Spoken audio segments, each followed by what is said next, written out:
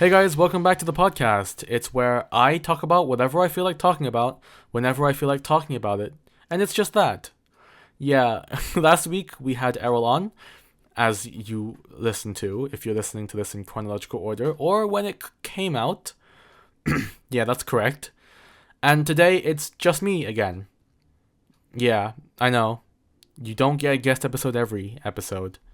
And I learned many things from that guest episode because it was the first episode where I was with a guest, and obviously, sorry, my voice is a bit all over the place, but I'll get to what happened because my day was pretty interesting today.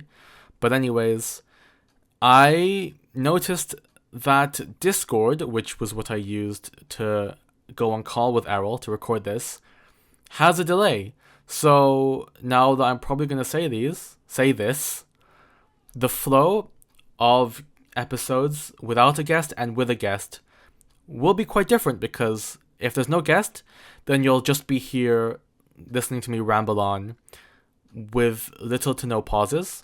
But when I'm talking with a guest, then there might be a little bit of a pause between me and them speaking because Discord delays happen, yada yada yada.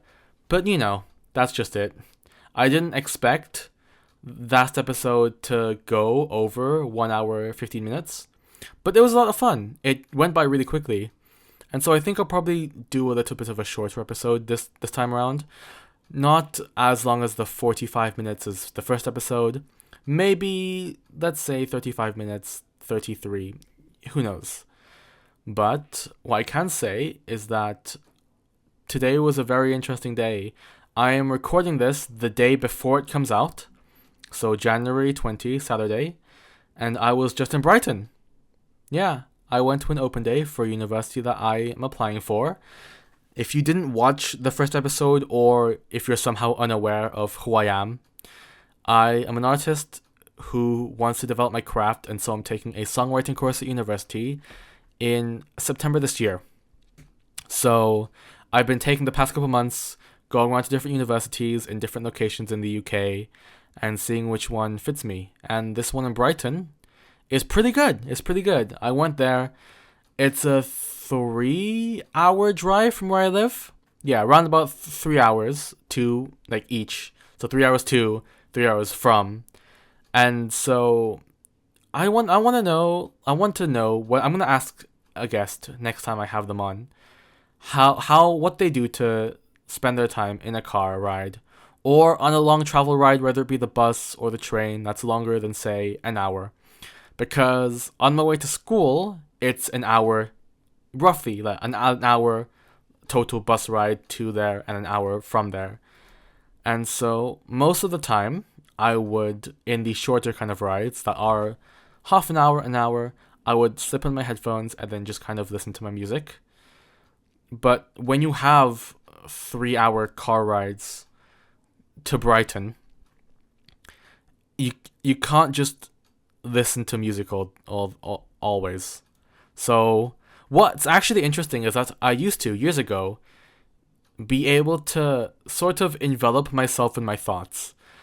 Like, I didn't need any music or anything. I would just kind of sit there in the back seat and then think. It's kind of like dreaming or fantasizing, but I'm fully aware at the same time. That probably stemmed from me having a kind of mind as a child that wandered off everywhere. I don't know.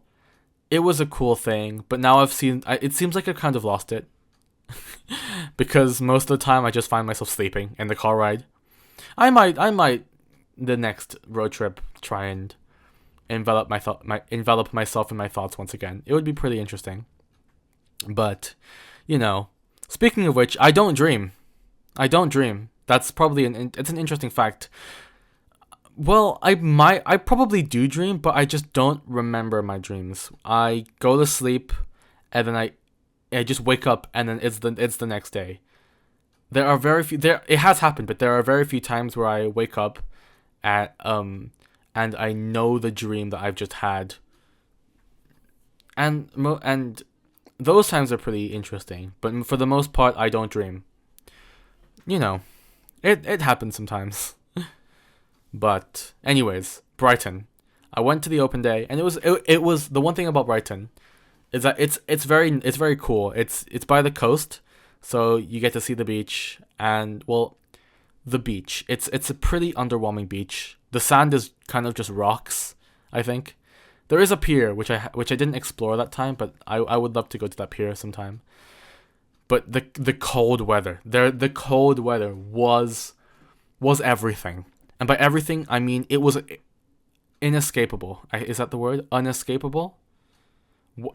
There's a term, you couldn't escape it. It felt like -1 degree Celsius, which is probably like what, 30, 40 degrees Fahrenheit. There's a math equation, but I dropped math after year 11 or what, 12th grade, 10th grade, something like that. I can't. You know, it's 8 p.m. when I'm recording this, okay? Actually, almost 8:30. That's crazy. But yeah, we went to this open day. We listened to some live music. It's very much a kind of rock or a kind of punk or kind of grunge school. Alternative, that's the word. Which is partially up my alley. My artist, it's pop punk, but also upbeat pop. So that kind of 2010 summer mainstream pop was also kind of up my alley. But, you know, alternative is pretty cool as well. And then I ate at a fish and chip shop. And something I will say is that Brighton is an expensive place to live in. And not only is the accommodation be pretty expensive, like maybe £500-600 a month, but I went to a fish and chip shop for lunch, and me and my dad both went. So we ordered collectively 1 cod, some chicken strips, and like 2 sets of fries, and that came down to £22. £22 in Brighton. Whereas here where I live, I can pretty much go to any local chip shop and spend, what, £5 and get a southern fried chicken for the burger and a good portion of chips as well for £5. So it's not as expensive as London, because London is the capital. It's the mainstream. But Brighton in itself is a pretty... You gotta be pretty comfortable to live in Brighton, I will say. What else? Some other options I considered applying for, or I went to open days for. I went to this one in Buckinghamshire. I went to Buckinghamshire New. That's a university. Then it's more of a traditional university, but it does offer a songwriting and music production course. And it's the complete opposite to Brighton. It's one of the cheapest places in my opinion. The accommodation is around £85 a week. Which is pretty good.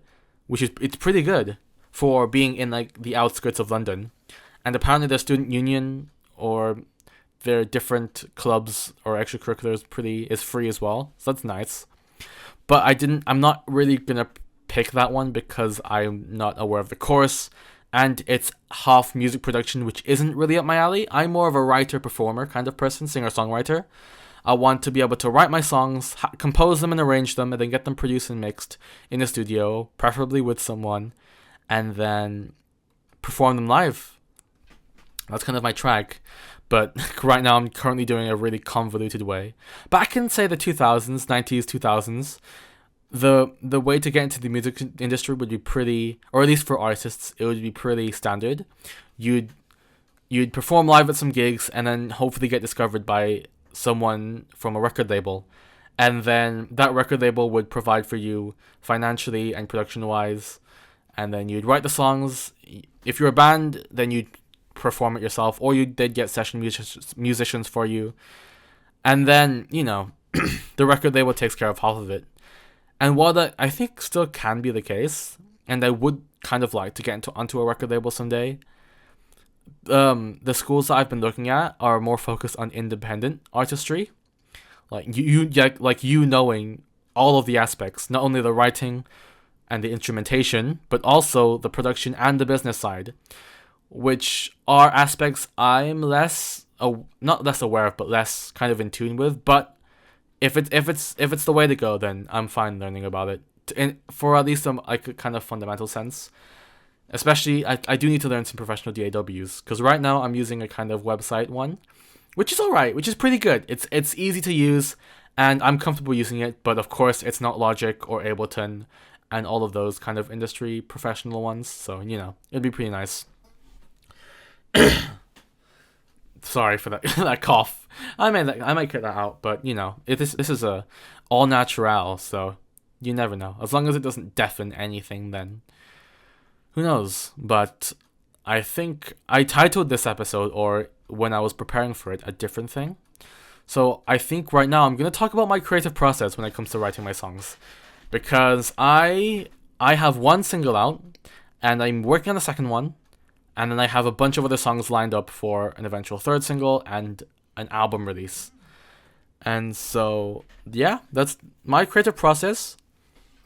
Is not one specific method. It's very much I can't literally just bang out a song every week. I mean, I could, but if I want, I need to. Most artists don't bang out a song every week, otherwise they'd be all mediocre. They'd all kind of be mediocre, and kind of crappy, and just, business based, or whatever that term is, lacking. So how an idea comes to me in a song form is at a random time. Maybe on the bus, maybe when I'm walking, maybe when I'm just in school or whatever, maybe when I'm just at home. One way is that a random line or a random melody will just pop into my head one day. When that happens, I will open up my voice recorder app and then quickly record it. I do this now to keep it there, so I can look back at it, because I've had times before where I've thought of something and then I've completely just forgot about it when I remember that I had something in mind, but I can't think of what it is. So now a voice recorder app is the way to go. It just I'm not even caring about how my voice sounds. I just need to get that idea there before I am able to workshop it at home. And then when I'm at home, I go to my keyboard. That's also kind of the second way, is that I'm on my keyboard and messing with different keys and chords and scales and stuff. But moving back, I will then workshop that first idea, or come up with a first idea on the keyboard, and then kind of just find a chord progression somehow. Most often it probably is gonna stick to the. I'll be honest, it probably will stick to the 1-5-4-6. But there are instances like the Death Flame. The Death Flame's chorus wasn't the 1-5-6-4 that most pop songs are. I think I came up with the bass for that first, and then I came up with a kind of top line melody for the guitar, and then I kind of fit a chord progression around that. But other times I will start with a chord progression and then sing along to that, and then kind of do it. Afterwards, I'll go into my DAW and then arrange it.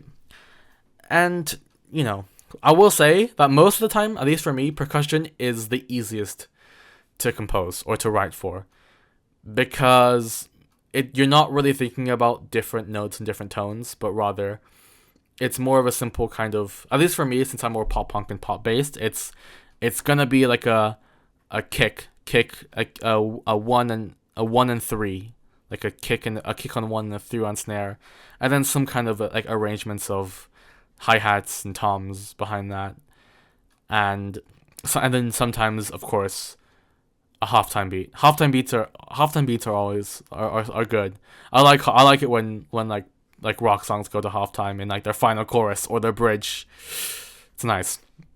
But yeah, it's kind of weird for me talking about my the way I write songs here, because most of the time it just happens. When I was in lockdown and I was writing a song, it was very much formulaic, because I was starting off, obviously, then I didn't know, so I kind of followed that. But now I think I'm trying to break, because rules are there to be broken most of the time. Please do not break the law. The law is not to be broken, okay? Just know. But yeah, it's like in when you're writing in English stories or scripts or films or something, there are rules there, but if you can creatively break them and make an amazing product. If I was to harken back to my film, the days where I was excited to go into film last year, it's been a year. It's definitely been a year. But yeah, back then, I think one of the first things I learned about was the kind of shots, and the 180-degree rule was one I learned. I think, if I can recall correctly, that's when you film a shot, and if you were to film a different angle of the same shot, you can't go above like 180 degrees from where you filmed the first shot, otherwise it would look jarring. However, there are probably plenty of movies that break that. You never know. There are like what, a million films out in the world? I haven't seen all of them, even though I probably should have by now. But I think the moment when I realized how little I really cared about watching films and TV in my own time, is when I realized that this path, the film path, wasn't right for me. But we've talked about that in the past two episodes, okay? Let's talk about something different in video games. I know, I'm going completely off the rails. Let's talk about that. This will probably also be, ironically, like if you were to go to my personal channel, LeorgeRG, this will probably, like, the games I play will probably be like a separate video in itself. But if I was to just kind of briefly talk about the kind of games I like, I will just say right now, I am not your FPS, your Fortnite, your kind of like Overwatch kind of player. I'm not into those kind of like fast-paced competitive games like your esports. I'm definitely a casual player, and in fact there was a time in my life where I wasn't really a gamer. I think between the years of, say, maybe like 11 and even like 12, 13, like early this year, I kind of wasn't playing games that much because I was doing other stuff like watching videos or writing stuff or songwriting. But I think my favorite franchises of video games are Mario and Pokemon. Mario was my childhood video game. I think the first ever video game I ever played was New Super Mario Bros. On my DS. I got that when I was maybe 7 years old, and I just remember cracking so many hours into that.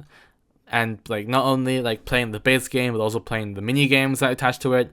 And I think I broke my screen by having I used a pen instead of a stylus, and then that kind of like marked the screen.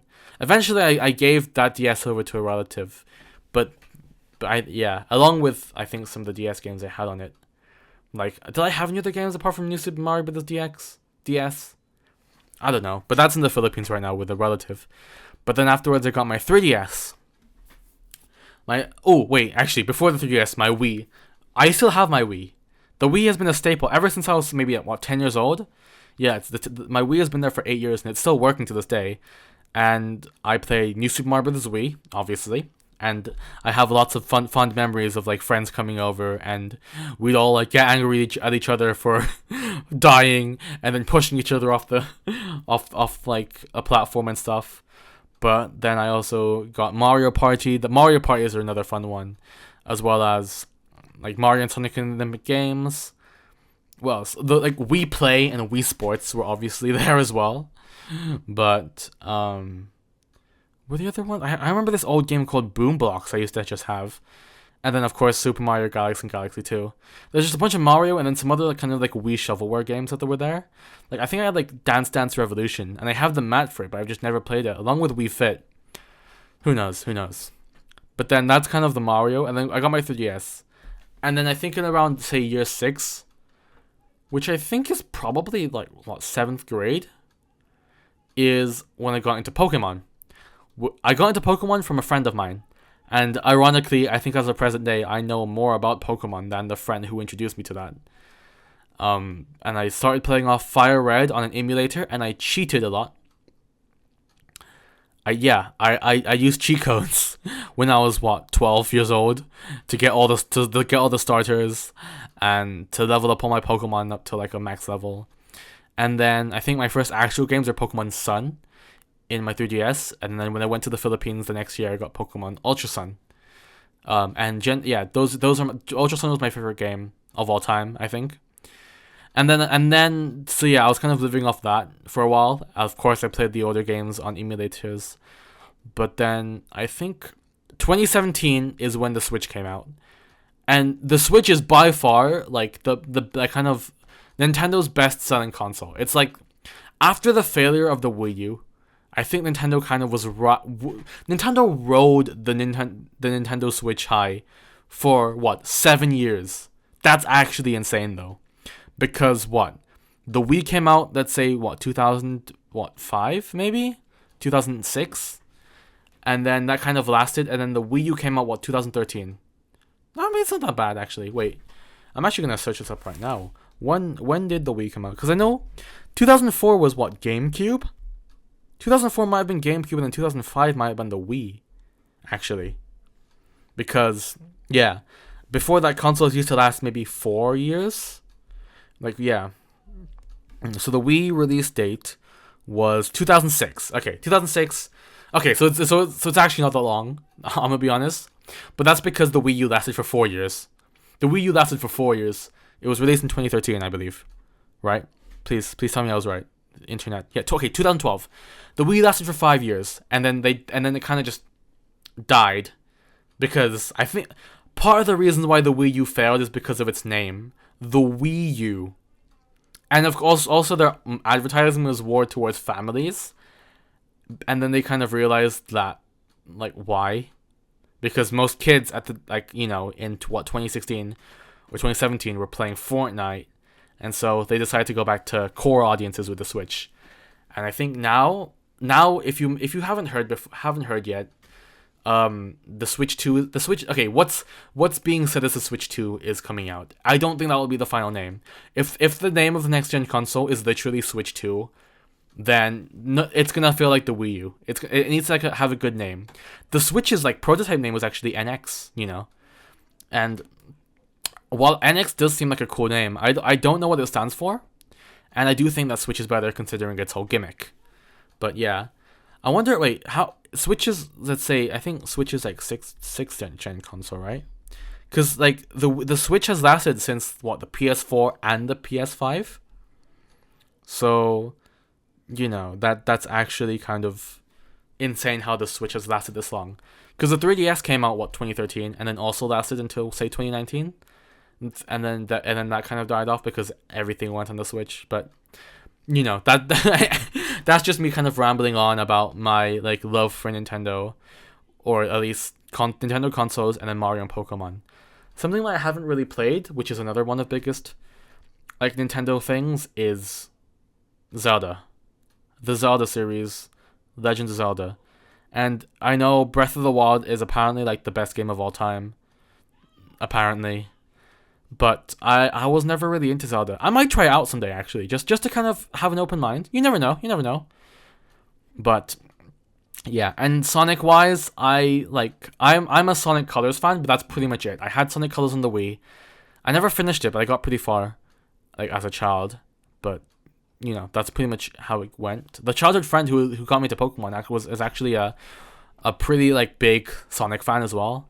So I think I got into Colors because of him, but that was it. But yeah, if you can't already tell, I don't know much about many things, but the topics that and like the things that I have the most passionate, I'm the most passionate about. I know pretty much everything about them, like Mario, Pokemon, like my favorite bands. If you were to ask me about All Time Low or Boys That Ghost, I could probably tell you, or okay, not as much as Game, but I could probably list off like what most or every single song by them, because because I like invest time into those things. Whereas on a broader scale, I'm not really I don't know much about say popular songs or popular movies or TV shows. Songs I know more about because because songs are more prevalent and songs are like easier to digest. Because I don't really have the time to spend, or I do have the time, but I'm not interested in really spending like an hour and a half to watch a movie. Whereas with songs are usually 3 to 5 minutes, so I can kind of like get a feel of many different new songs at different times while I'm multitasking and doing other things. But yeah.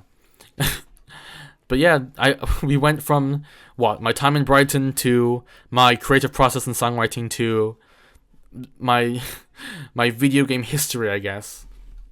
I don't know. What's next? Let's talk about. I'm actually gonna talk about my latest school project, which I've decided actually no, I'm not gonna talk about that because next episode with the next guest I think would actually be perfect for this topic. So I'm not gonna talk about my current school project yet, but I will kind of talk about 2023 and 2024 are looking to be like, this is like the kind of 2023 was definitely the start of a post-COVID time. I think 2019 was the last year where like no like everyone is kind of like, 2019 was the last pre-COVID year, and so I think 2020 was the COVID year, obviously, and then it kind of carried over to 2021 because we all kind of went back into like 3 or 4 different lockdowns, and then 2022 was, I'd say, was a transition period where you had some people still wearing masks, some people not, and then kind of half of like the laws were kind of laid to rest, I'd say. And of course 2022 was when vaccines came out and everyone's kind of getting those, or at least most people were getting those. And then I think 2023 and I think 2024, the start of, is going to be it's the year where the COVID trend has kind of declined. Which honestly, I kind of thought that this would go on for like another year or so, because COVID seemed like a very like main thing. Like it's like this very kind of, it took over the world. It was like this pandemic that like everyone was surprised by, and so lockdown happened. It was a thing. I didn't expect to even experience this, like because we've like heard about like the Black Plague in history and all that stuff, but to actually experience one for ourselves was crazy. But yeah, I'm kind of glad that it's all kind of done with as well, because I think 20 years prior was what was it, Y2K. And if you don't know what Y2K is, that was when, or at least partially, there's like from what I've looked up upon, Y2K was all of the clocks of all of the different like digital like machinery was, because they were currently in 1999. So when the new millennia the new millennium would roll over to 2000, apparently the last two, the 19 of all the like how like digital clocks would show the date as like, say, regardless of where you're from, either month, day, year, or day, month, year, and then the year would be like, you'd read 1999 or 1998, but only the last 2 digits really changed every year. Like the 19 wasn't really programmed to switch over to 20, because they never, like, it wasn't like a thing until, say, 1999. So then everyone was kind of worried that once the new millennium rolled over to 2000, the clocks wouldn't work correctly, and so people were paranoid over like different banks and different services kind of shutting down and being like prone to manipulation, and so like chaos would ensue, and so everyone was kind of worried about that. But that turned out okay. Like the war didn't end. And then I think 12 years later, like this is when like YouTube was kind of becoming a thing. 2012 was supposed to be the end of the world, apparently, because of like the Mayan and the calendars and all that stuff. I don't really know too much about it, but it was crazy how you can see some YouTube videos covering that. Especially like, I remember the one from Ryan Higa kind of covered that in his kind of 2012 video. But the world didn't end. Surprise, surprise. And we're here 12 years later, actually. It's been 12 years since 2012. It's insane, like looking back at times, like, that were from your childhood and realizing that they were over 5 years ago. Because I admit, sometimes, like, I think of 2018 as being, like, recent. As being, like, a few years ago. But no.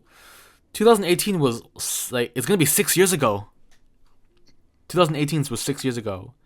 Yeah, fidget spinners were 6 years ago. The trend of fidget spinners and Ugandan knuckles was 6 years ago. And then the birth of Musical.ly, which would become TikTok. Yeah. And then like Nyan Cat from 2011 was 13 years ago. Nyan Cat was 2011, right? I mean, I was like 6 at the time.